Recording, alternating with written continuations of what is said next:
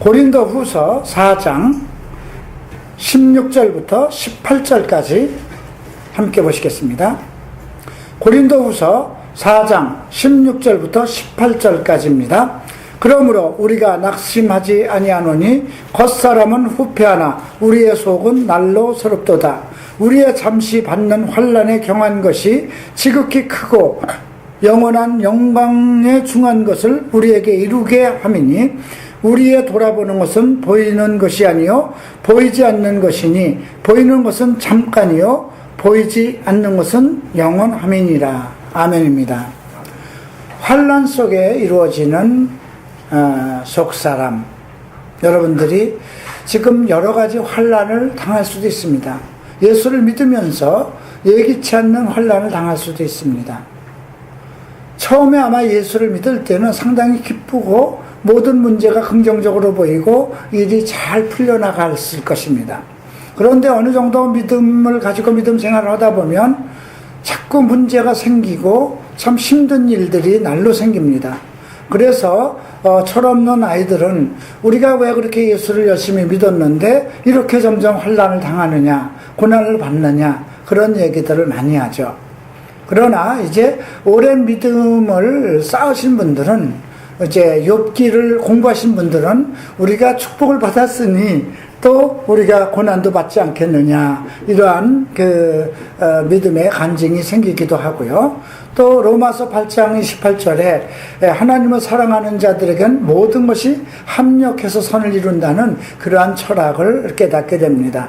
또 고린도전서 10장 13절에는 하나님께서는 우리에게 시험을 주시지 않는다는 거죠. 우리가 감당하지 못할 시험을 당할 때는 피할 길을 주신다는 이런 위로의 말씀으로 우리가 넉넉히 이기게 됩니다. 저는 이 내용을 보면서 부모들이 어떤 마음을 가지고 있을까, 그런 생각을 좀 가져봤습니다.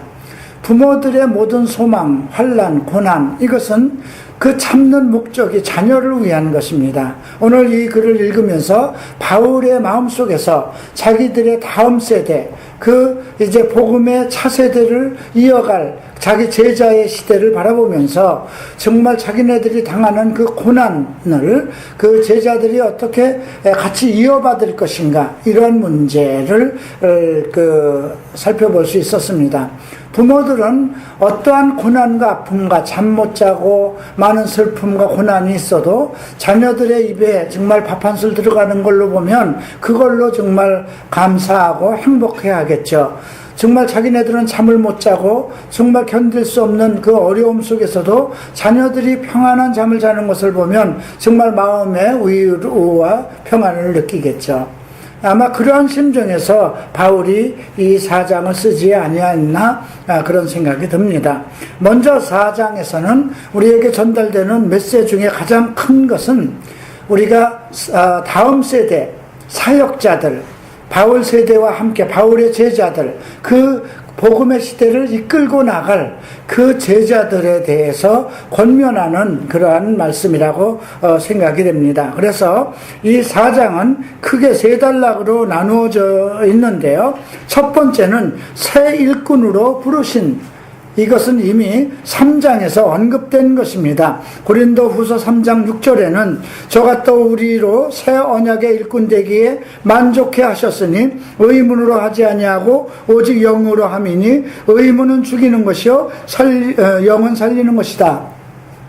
영적 제자로서 새 복음의 시대를 열어갈 영적 제자로서 하나님께서 새 일꾼을 부르신 그 부분을 이제 바울이 언급을 하면서 그 새 직분을 받은 그 주의 종들이 어떠한 자세로 하나님을 섬기고 주의 성도들을 섬겨야 하나, 그런 부분을 언급하고 있습니다.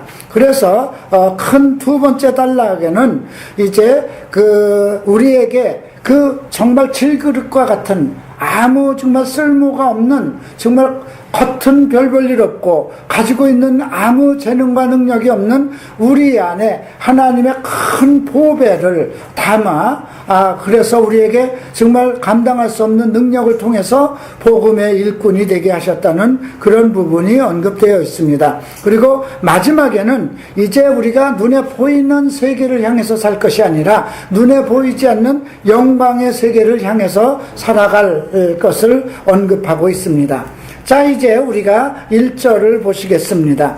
이러함으로 우리가 이 직분을 받아 국률하심을 입은 대로 낙심하지 아니하고, 지금 바울은 새 일꾼을 부르심에 대해서 먼저 직분을 받았다고 합니다. 어떠한 직분일까요? 이미 고린도전서 우리가 12장을 통해서 우리 각 사람에게 주신 직분들이 있었어요. 그래서 사도와 예언자와 전도자와 목사와 교사의 직분을 주셨죠. 그래서 그러한 직분을 받았다는 것입니다. 두 번째는 그 직분만 받은 것이 아니라 국률하심을 입었다는 것입니다. 참 이게 특별하죠. 말이 조금 맞지 않는 어떤 그런 부분인 것 같아요. 주의 종으로 새 일꾼으로 선택을 받았는데 국률하심을 또 주셨다는 것입니다. 왜 그럴까요? 국률함이라는 건 불쌍히 여기심이거든요. 하나님만이 갖는 동정심입니다. 우리 사람이 가지고 있는 동정심이 아니라 하나님이 가지고 있는 그 어떠한 정말 죄인들을 향한 국률하심. 그래서 예수님께서 그 문둥병자를 보고 국률이 여기셨잖아요.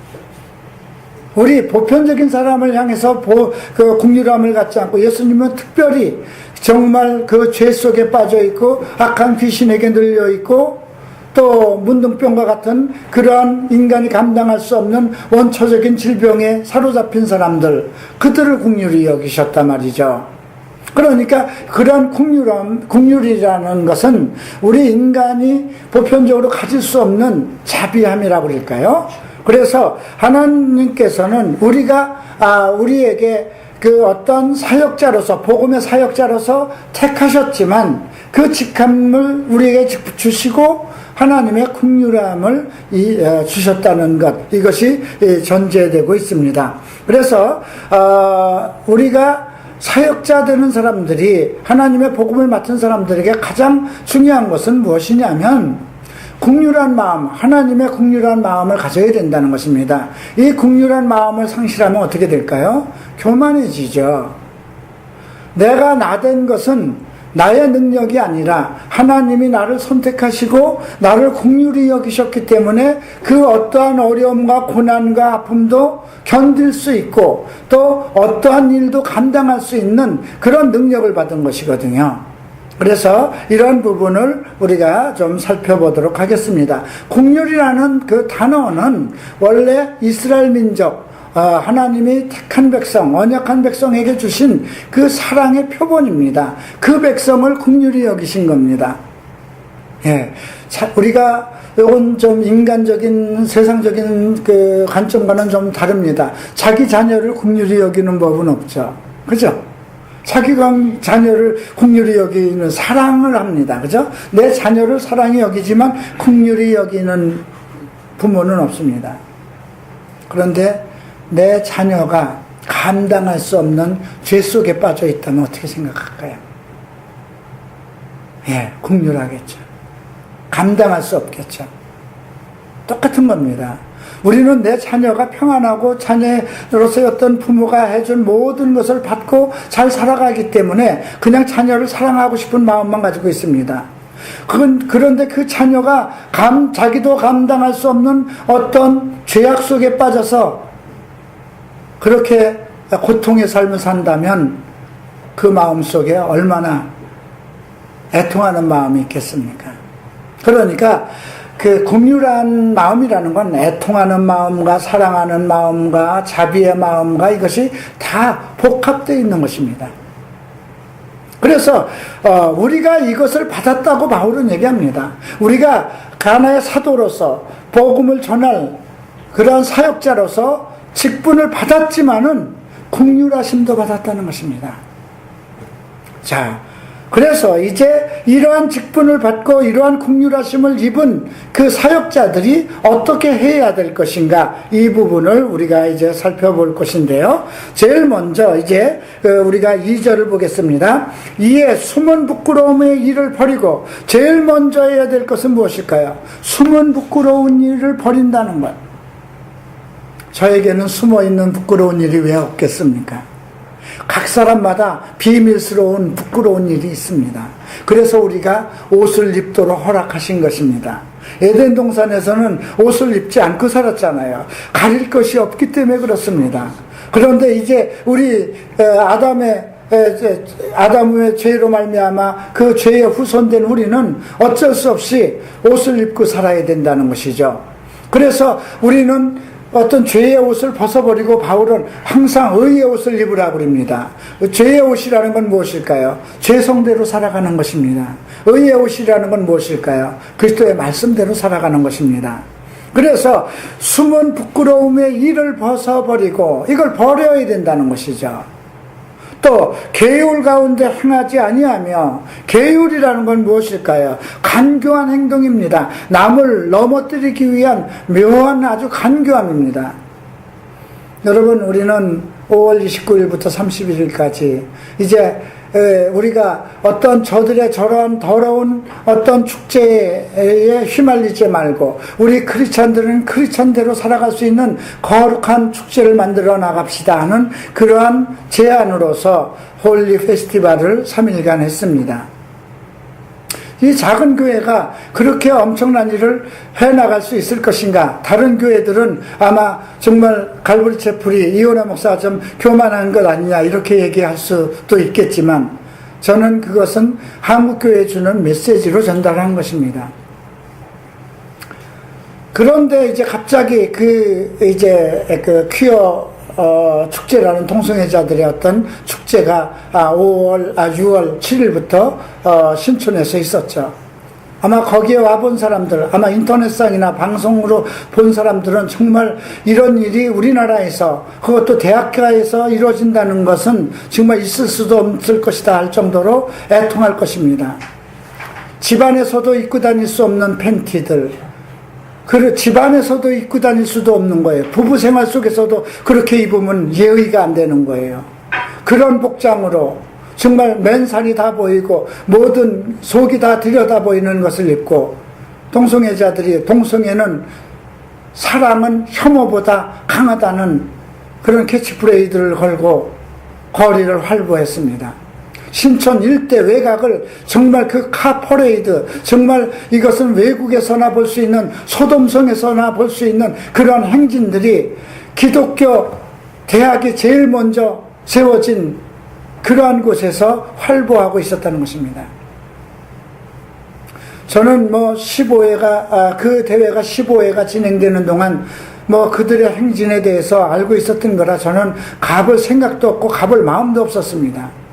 그러나 그거에 반대 집회를 하는 그 기독교 단체에서 이것을 이온화 목사님이 나서서 좀 일을 해 주셔야 되겠습니다 해서 정말 하루 전에 연락을 받고 어쩔 수 없이 사명의식을 가지고 나가서 그 예배를 주도했습니다.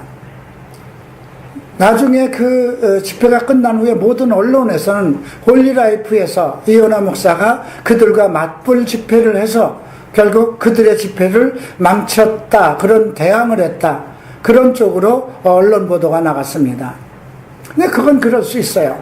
모든 언론인들이 믿지 않는 사람들이니까 그렇게 이야기할 수는 있습니다. 그런데 더 가슴 아팠던 것은 날 보고 그 집회에 나와달라고 했던 그 주체 세력에서 우리가 예배를 막 드리려고 했을 때, 이거는 홀리라이프 주체가 아닙니다. 저희 청년단체의 주체입니다. 주체에 아무라 하면 누가 하면 어떻겠습니까? 그러나 자기들이 돌 맞을 것을 염려해서 홀리라이프라는 이름으로 이미 그 전단지를 수천 장 만들고, 그 다음에 헌수막을 홀리라이프라는 걸로 자기네들이 만들어서 거기에다 쳐놓고, 그리고 이제 우리가 홀리라이프 주체로 이온화 목사님이 주관해 주십시오. 그 목사들과 그 단체가 와서 나한테 의탁을 해서 일을 하게 됐는데, 행사 하루 전에 수백 명의 군중들이 있는 관중에 와서 이거는 홀리라이프 주체가 돼서는 안 됩니다. 말이 안 되는 거죠. 아마 그들의 생각은 무엇일까요?